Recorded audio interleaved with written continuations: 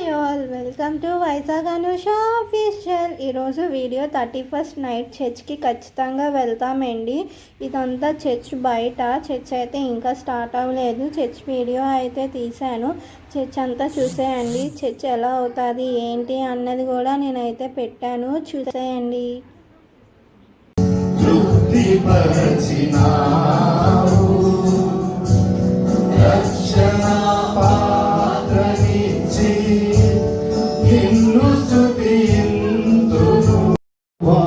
భాగ్యమును పొందలేక నా తండ్రి చీకటిలో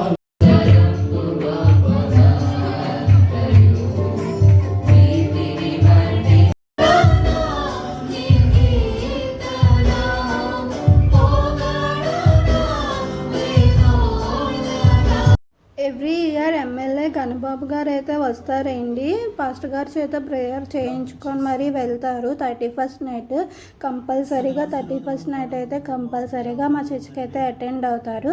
ఆ వీడియో కూడా పెట్టాను, చూడండి. ప్రతిసారి చెప్పే మాటే, నేను ఎప్పుడు ఇక్కడికి వచ్చిన ఒక వైబ్రేషన్.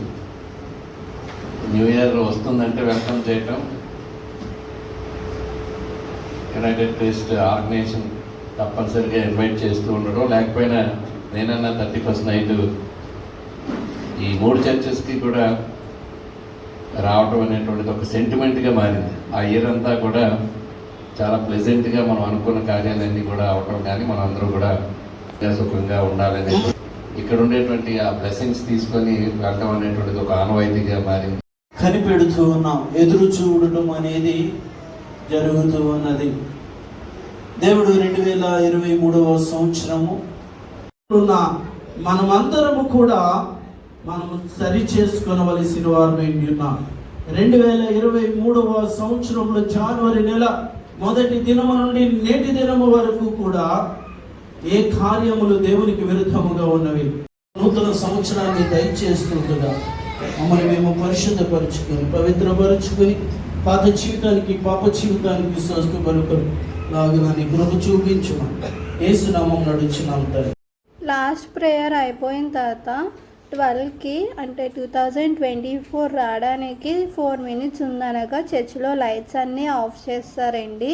ఎందుకంటే నూతన దినం వస్తుంది కదా, ఇంకా న్యూ ఇయర్ వస్తుంది కదా అని చెప్పి లైట్స్ అన్నీ ఆఫ్ చేస్తారు.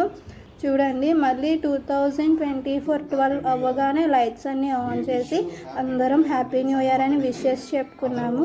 ఆ వీడియోగా కూడా పెట్టాను, చూడండి.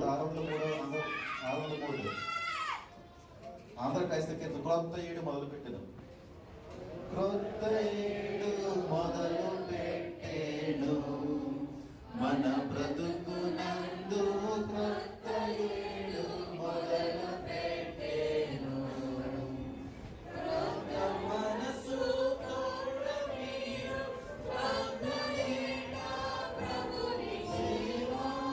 ఇదంతా అయిపోయాక మాకైతే ప్రామిస్ కార్డ్స్ అండ్ కేక్స్ అయితే డిస్ట్రిబ్యూట్ చేస్తున్నారండి.